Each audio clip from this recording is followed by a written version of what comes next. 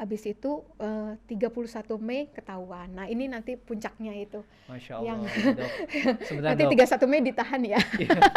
Ini mungkin para pemirsa atau pendengar baru mendengar menyalakan radionya.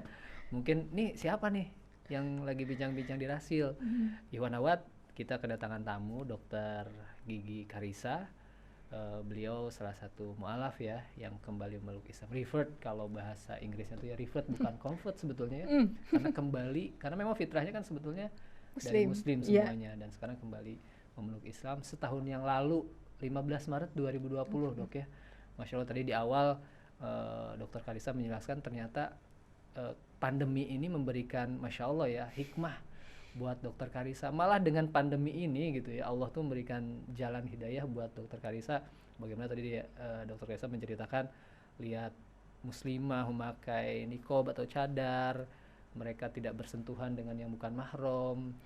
Ternyata secara beliau seorang dokter, secara ilmiah, secara sisi kesehatan, Masya Allah luar biasa. Dari situ salah satunya tadi diceritakan menjadikan datangnya hidayah ya Dokter Karissa. Nah barusan Dokter Karissa ingin menceritakan puncak dari ujian lah, ujian terbesar mungkin ya Dok ya, ketika kembali memeluk Islam ini gitu. Bagaimana tuh Dok? Oke. Jadi waktu yang 15 Mei sudah ketahuan, akhirnya saya menjalani hidup seperti biasanya lagi, tanpa sepengetahuan mantan suami, karena dia juga udah pesan, sudah kamu ajarin lagi ayat hafalan Alkitab, kan anak-anak saya ajarin ayat hafalan juga, tapi yang Alkitab gitu kan. Cuman saya nggak lakukan juga karena saya udah nggak bisa lagi kan ya gitu kan. Sudah, terus sampai akhirnya 31 Mei itu saya ingat saya mau tahajud, jadi sekitar jam 3:30-4 pagi ya. Itu saya pikir suami saya sudah tidur, jadi saya ngambil wudhu, terus ngelar sajadah, terus lagi mau takbir, tiba-tiba saya di kamar anak, karena kan saya bilang tidurnya sudah pisah di kamar anak itu, jeglek, pintu dibuka. Tapi kan dokter udah mau sholat gitu ya? Udah begini, udah nggak bisa apa-apa. Cuman udah denger gitu ya? Udah langsung, tadi nggak dengar langkah kaki tuh, biasanya saya, ini Mas, jadi sebelumnya kalau setiap saya sholat, dengar langkah kaki, mau saya udah di ujung sholat pun, saya ulang dari depan, langsung nggak jadi gitu lagi gitu. Nah, ini saya bener-bener nggak dengar langkah kaki pun, jadi langsung jeglek gitu. Udah, dia langsung gini, terus ngelihat sajadah, ngelihat saya pakai mukena, saya udah pasrah dengan mukena itu, terus dia langsung keluar lagi, terus saya buka, ini saya lanjutin sholatnya. Terus saya keluar, buka mukena, ya, terus saya keluar gitu kan. Kamu kan udah saya bilangin, dia bilang gitu. Kamu nyari apa sih, kata dia gitu kan. Terus saya bilang waktu saat itu ini, oh iya, sebelumnya itu memang saya sempat ada sounding ke adik saya. Kayaknya mungkin suami saya juga dapat bocoran dari adik saya ya, mungkin karena saya sempat diskusi, saya bilang ke adik, beragama Katolik juga kan? Kristen ya. Itu saya bilang ke adik saya, kan ada yang sekolah kedokteran juga, saya bilang, Dik, kamu kalau cari referensi buku yang terbaru kan gitu kan, yang ini, iya kata dia gitu kan, the latest one kan, saya bilang gitu kan, iya. Nah aku tuh lagi mikir, aku bilang gitu, kalau misalnya Yesus itu kemarin yang kita anggap itu Tuhan gitu ya, kalau dia itu harusnya kalau Tuhan itu berarti waktu dia datang itu harus paripurna dong, udah sempurna lah gitu, nggak perlu ada nabi lain yang harus diutus gitu kan, karena Tuhan sendiri turun jadi sebagai nabi gitu kan gitu, buat apa harus ada nabi selanjutnya gitu kan, dia udah harusnya paripurna gitu. Kenapa ada Nabi Muhammad ya, Dik? Aku bilang gitu. Kan Muhammad juga nggak hoax ya, maksudnya ada gitu, pernah hidup gitu, banyak saksi yang melihat bahwa dia pernah hidup gitu. Jadi memang ada gitu. Jadi Isa ada, Yesus ada, Muhammad ada gitu. Tapi yang saya bingung, kenapa masih ada Muhammad kalau kemarin Yesus itu Tuhan gitu. Saya mikir gitu. Wah, nggak bisa Kak, gini. Ya udah, saya dikasih buku The Islamic Invasion. Baca nih bukunya Islamic Invasion. Wah, kamu nih udah ini lah gini gitu. Terus awas ya Kak, pokoknya kalau aku nggak rela kalau anak-anak saya apa itu ikut kamu gini gitu kan. Aku ambil anak kamu kalau kalau Iya, kamu iya, itu iya, iya. gitu udah. Terus Udah feeling lah ya, udah gini, iya, curiga banget lah, udah curiga ngerasa lah ya. banget. DP saya tuh, DPWA tuh saya gambar gini, kamu nadangin hujan apa lagi ini wudu katanya gitu. DP-nya kan Tangannya udah seperti gini, berdoa gitu ya ya. tangan berdoa ada air-airnya gitu kan. Hmm. Nadangin hujan apa ini, udah curiga. Terus saya masang di Instagram itu foto saya pernah ke Dubai, Pak. Oh, Foto ke Dubai kan nggak boleh, harus pas harus masjid, tutup. ya Harus tutup masjid yang Grand ini, Mosque itu kan harus pakai, itu pakai kan dapat kerudung ya. pakai kerudung, pakai gamis ya. Itu saya masang foto itu, saya tulis 7 Mei kalau nggak salah itu 7 Mei itu.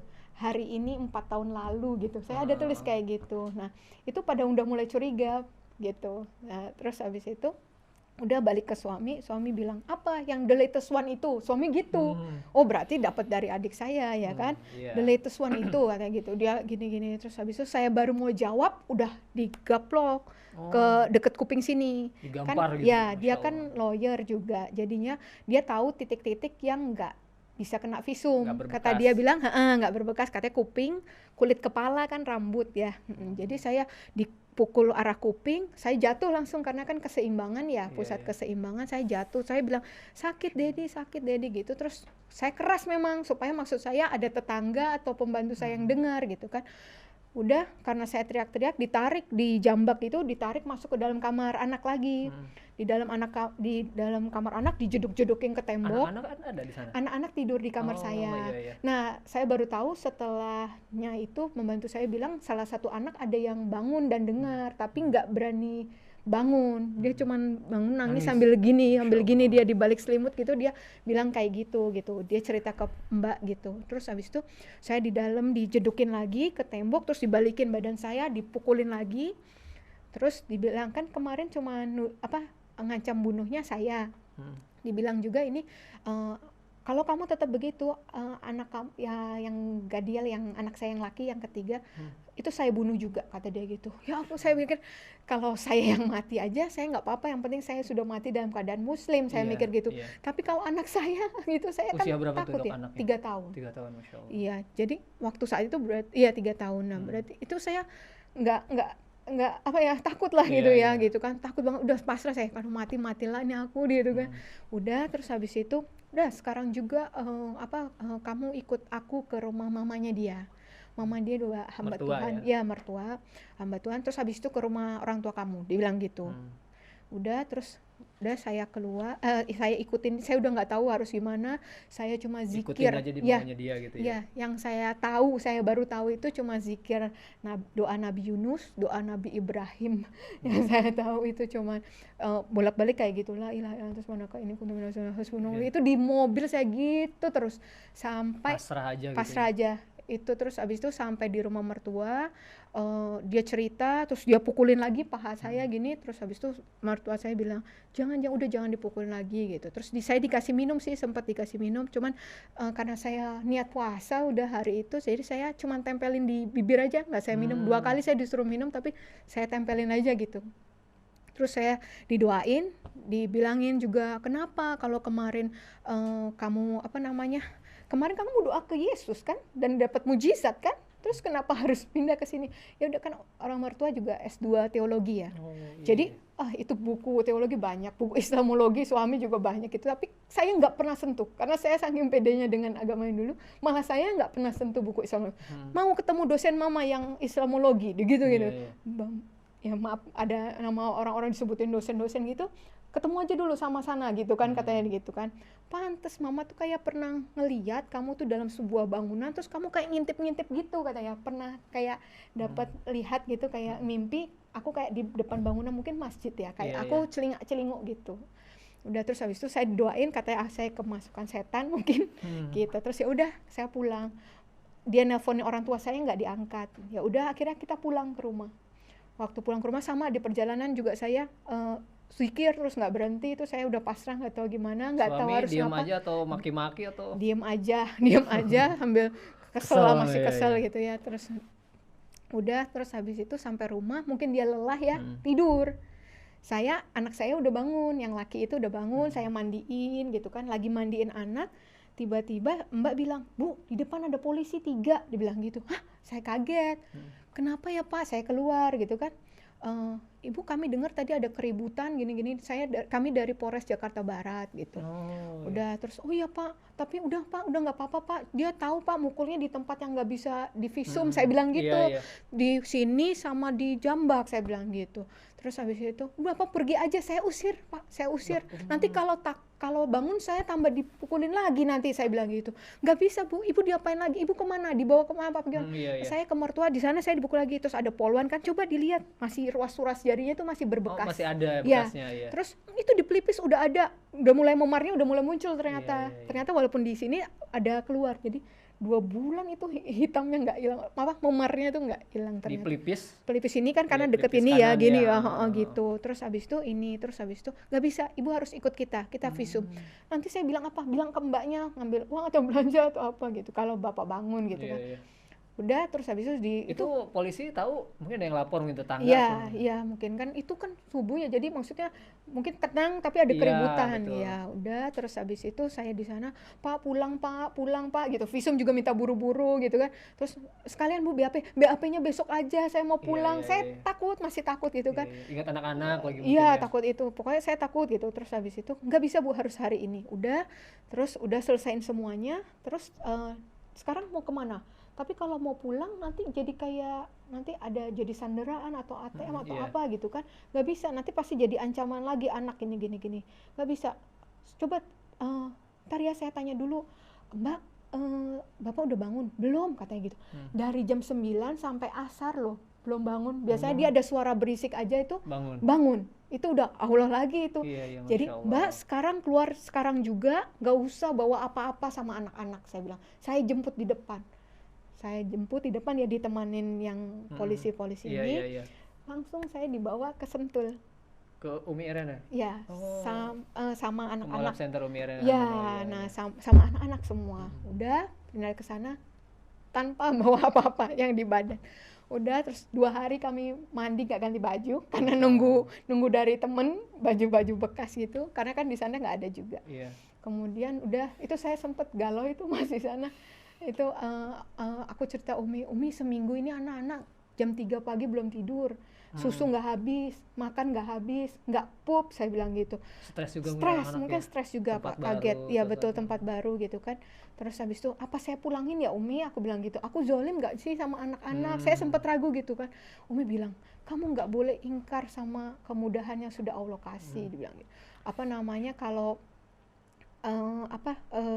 nggak semua orang tuh dikasih kemudahan kamu. Biasanya orang rebutan anak dulu loh. Iya. Kamu dengan gampangnya bawa anak keluar gitu. Itu Masya Kamu Allah, mikir nggak kalau misalnya kamu keluar tanpa bawa anak-anak, fitnah apa yang akan ditimpakan kepada kamu gitu. Iya, betul. Kamu nggak sayang mereka, kamu ninggalin mereka, kamu pergi dengan mungkin Selingkuh, laki-laki iya, lain, betul. iya gitu kan. Gitu. Terus kalau sekarang, kalaupun nanti anak kamu diambil, mereka sudah lihat kamu larinya kemana, sama siapa, ngapain kamu di sini gitu kan. Itu memang ternyata hanya ujian sih. Jadi setelah itu bener, innamal usri yusra itu bener banget. Itu aku rasain banget tuh Mas.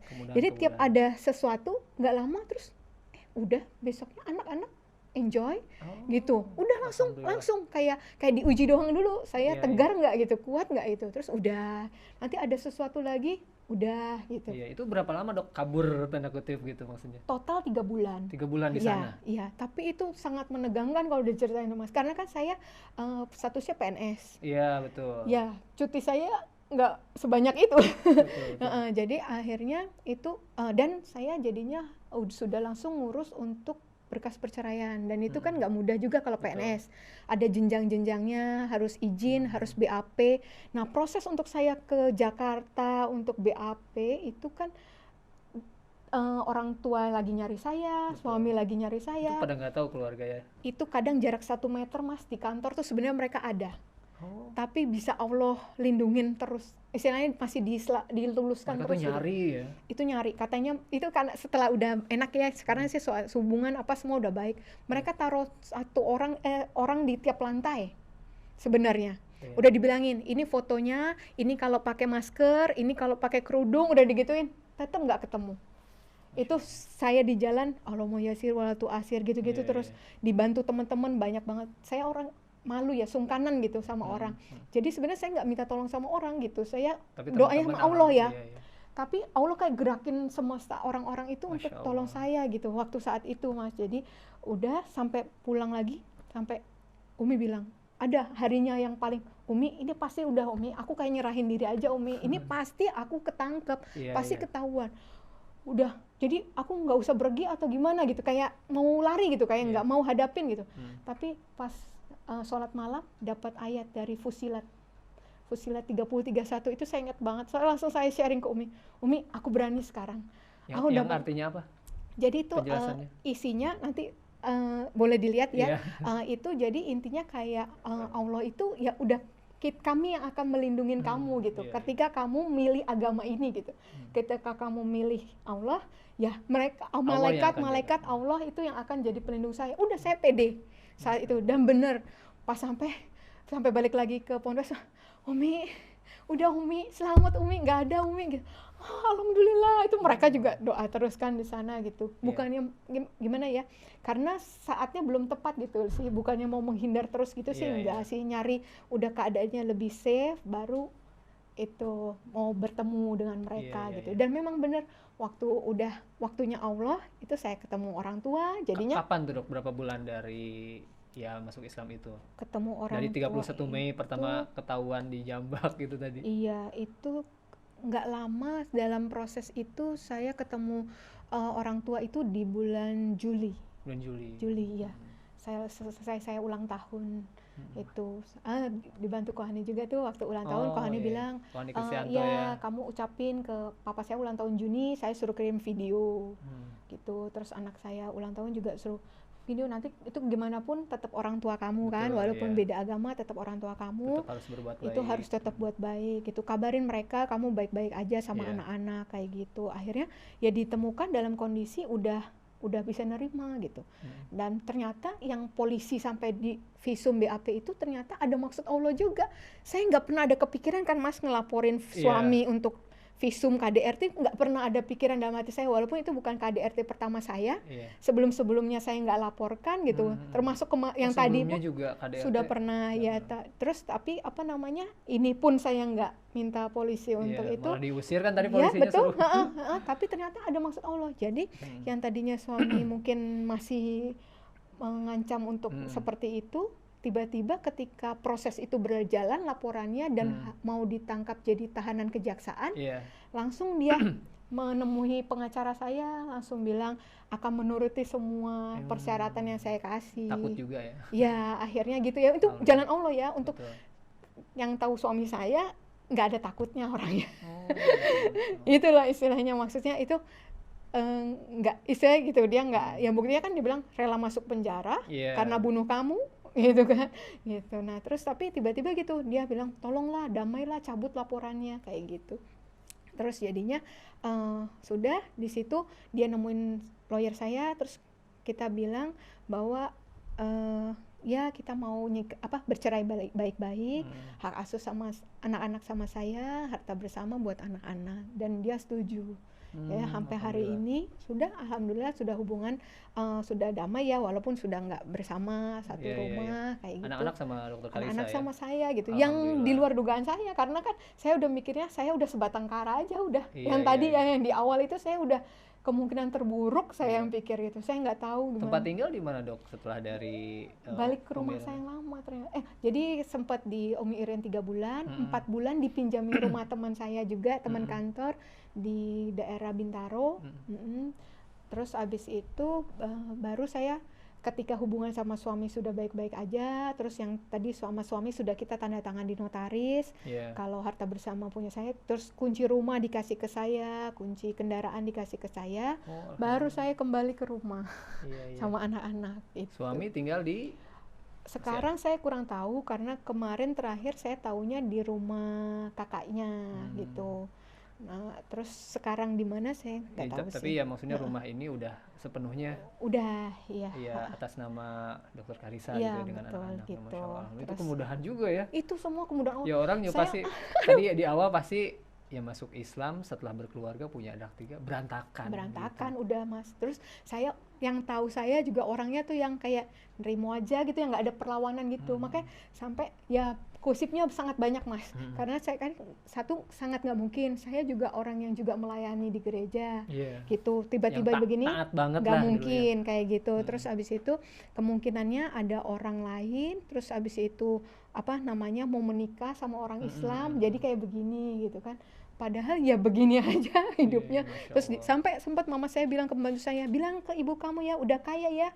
Jadi saya waktu di apa pindah ke Ponpes itu dibilang, ini mem kata mantan suami saya, ini dia lagi di hotel di apartemen, ada laki-laki kaya yang hidupin dia.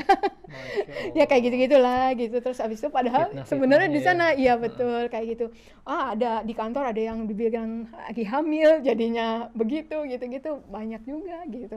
Tapi ya udah apa namanya, ya saya untuk sesuatu yang mengorbankan banyak hal gini, apalagi anak itu kan itu ya yang berharga Belahan banget jiwa ya. gitu Iya, ya. saya dari kemarin bertahan dalam masalah rumah tangga ya karena anak gitu kan. Terus sampai saya begini juga, masa sih karena cuman hal begitu aja saya pindah gitu kan gitu. Terus apa namanya, akhirnya ya udah saya biarin aja, yang penting Allah yang tahu hati saya kayak gimana. Itu alhamdulillah gitu, kayak yang tadi saya bilang itu saking sempurnanya itu, saya dikira udah merancangkan ini semua, padahal nggak ada satupun. Saya setiap ditanya di Kohani, saya ditanya sama teman-teman kampus dulu kan yang pada datang, itu bilang rencananya Ica gimana, kerjanya gimana gitu. Nggak tahu, setiap ditanya itu saya nggak tahu. Tapi ya udah, hari ke hari tuh pertolongan Allah ada. Iya. Dan makin yakin sih, yang utama itu Mas. Jadi ada kadang ragu sih, kadang ragunya gini, saya justru ketika saya ngurus perceraian itu saya ragu. Kayak setan bisikin, kamu yang rusak, kamu nyabut kebahagiaan anak-anak, ya kayak gitu. Di saat suami saya bilang saya lagi mau bertobat, kok malah kamunya yang pergi dari saya, kata dia kayak gitu. Nah terus itu, tapi balik lagi ketika udah saya akhirnya zikir gitu, kalau ada bisikan itu saya zikir lagi, kayak Allah bilang bahwa siapa tahu saya justru pembuka jalan hidayah buat keluarga saya, ya kan gitu. Saya nggak pernah tahu sih gitu kan, itu hidayah murni kan, hatinya Allah ya gitu. Itu saya bisikan itu. Masya Allah luar biasa juga ya, bisikan bikin kita ragu gitu dong. Ragu. Itu pasti. Saya ajaran saya nggak ragu, tapi kalau anak saya ragu. Kayak tadi kan saya udah tahu benar seolah gitu. kita kan yang menghancurkan rumah tangga, betul. tadi merebut kebahagiaan anak. Aduh, Masya Allah itu status nggak janda sembarangan itu nggak banget ya Mas. Terus abis itu bercerai, itu yang saya pertahankan dari dulu itu kan, jangan sampai bercerai lah istilahnya. Tapi akhirnya saya mikir lagi gini, itu kan semua ininya dunia ya. Apa yang diberikan oleh dunia, label yang diberikan dunia. Apa gunanya saya tetap punya keluarga yang utuh, tapi akhirnya saya nggak selamat gitu kan. Nanti kan terakhirnya ya udah masing-masing sendiri kan pertanggungjawabannya gitu kan. Di akhirat pertanggungjawaban sendiri-sendiri. Jadi ya udah saya ambil resiko itu. Saya percaya, masa iya sih kalau saya sama Allah anak-anak saya jadi berantakan, jadi ini gitu ya. Ya udah. Itu anak-anak paling besar usia berapa, Dok? 9, 7. Kemudian ini mau 4 tahun. Tanggapan mereka dokter memeluk Islam gimana? Iya, terutama yang 9 tahun mungkin kan sudah gede itu lah, saya nggak banyak ngira. pertanyaan, apalagi kan diajarin taat banget. Suruh ngafal ayat. Ngafalin ayat-ayat kitab sana ya. Iya, itu anak saya yang pertama tuh kritis banget. Jadi saya belum berani cerita banyak. Itu dia cewek cowok. Dia udah browsing ternyata. Jumlah pemeluk agama, dia pakai Inggris gitu, saya nggak bisa. Jumlah pemeluk agama Islam di dunia, terbesar di mana? Jumlah pemeluk agama Kristen terbesar di mana? Jumlah agama terbesar di dunia sama agama terbesar di Indonesia. Saya mikir, ngapain kamu nyari itu? Mami tahu nggak? Agama yang terbesar di Indonesia itu Islam, gitu-gitu. Terus habis itu di dunia ini gitu. Dia udah bahkan angkanya dia sebutin. Kenapa kamu nyari itu? Saya bilang gitu. Mungkin dia dengan logika anak-anak ya. Kalau banyak mungkin itu yang benar. Mungkin gitu. Saya nggak tahu ya kenapa dia arahnya ke sana gitu. Tapi sih memang secara hukum dia katanya kan anak-anak yang lahir dalam pernikahan agama apa ya, itu dia agamanya masih itu sampai dia memutuskan untuk pindah mengganti ya gitu, dengan dia mengerti gitu. Kalau dari secara hukum gitu, saya juga konsultasi sama apa kan ada tergabung grup-grup mualaf juga yang ahwat, Iya. itu juga ada yang ternyata salah satu kasusnya sama kayak saya Iya, yang iya. dapat hidayahnya setelah punya anak. Nah itu saya tanya gimana kita ngajarin, atau Iya. takutnya mereka bingung atau apa malah jadi nggak agama, nanti kan Iya. malah lebih repot. Terus saya disaranin untuk nggak apa-apa kita tunjukin akhlak yang baik sebagai seorang muslim. Di depan mereka Nanti ya. nanti mereka akan menilai, karena kalau secara anak-anak kan akan memilih yang enak, Betul. yang Islam Apalagi ini lebih melihat ribet. dari sosok ibunya gitu Iya. kan, pasti dilihat. Kalau ngeliat Islam kan kayaknya lebih susah ya. Iya. Mau doa harus Betul. cuci-cuci dulu, doanya banyak tiap hari gitu kan. Wajib gitu. puasa, Ya, sholat 5 gitu, kali ya gitu kan. ya. Mungkin kalau anak-anak akan milih yang lebih enak mungkin Iya. gitu kan. Cuman makanya kita approach-nya mungkin dengan jadi contoh aja kayak gitu. Nah sekarang sama keluarga dari mantan suami masih apa udah baik sekarang ya? Sama semuanya sudah baik sih sebenarnya, Kalau keluarga walaupun Dokter Karissa sendiri, iya. ibu, bapak, Ya alhamdulillah juga. Saya kan dengar cerita mualaf ada yang dicoret dari kartu keluarga lah Iya. istilahnya gitu kan, yang kayak Dokter udah nggak Karissa dianggap nggak ya. Alhamdulillah saya pikir masih lama lagi saya bisa diterima begitu, ternyata enggak. Mereka langsung bisa menghargai, mereka lebih memikirkan keselamatan ya, keselamatan nyawa gitu. Jadi mereka nerima banget. Saya dari yang menghargai mereka juga, sholat tetap ngumpet di kamar gitu, sampai akhirnya saya kelihatan sholat pun mereka malah jangan berisik. Anak-anak saya juga, ada anak yang kecil godain, jangan gangguin mami lagi sholat kayak gitu. Yang mereka menghargai gitu. Puasa ini saya disiapin sahurnya, Iya. apa Ini menu untuk puasa berbuka. kedua dong ya? Puasa kedua, Setelah tahun alhamdulillah. lalu setelah Iya. masuk Islam ya. Iya. Meskipun sebelumnya tadi udah biasa lah Iya, puasa di agama iya, sebelumnya ya. iya, beda. Ada bedanya nggak sih dok? Puasa sebelumnya sama puasa ketika sudah memeluk Islam? Saya rasa sebenarnya prinsipnya sama. Hmm. Kita nggak hanya menahan lapar dan haus, tapi apa namanya ibadah, meningkatkan ibadahnya Sama gitu dari kan. subuh sampai maghrib juga nggak? Enggak. Oh, enggak Kalau ya? dari teknisnya beda gitu. Ada beberapa macam jenis puasa kalau di sana kan. iya, Ada iya. yang waktu itu saya pernah yang puasa air aja 40 hari, makannya enggak. Pernah nggak makan 3 hari, namanya puasa gitu, apa 3 hari nggak makan nggak minum kayak gitu. 40 hari cuman minum doang, ada macam-macam. Iya. Ada yang cuman puasa Daniel yang cuman makan sayur aja kayak gitu, yang daging-dagingan enggak Kayak gitu. vegetarian gitu. Ya, ada macam-macamnya sih. Jadi gitu. puasa Ramadan biasa aja lah ya gitu, maksudnya udah terbiasa dengan tidak makannya mah mungkin. Nggak biasa juga sih Oh, gitu, iya. tapi rasanya apa ya?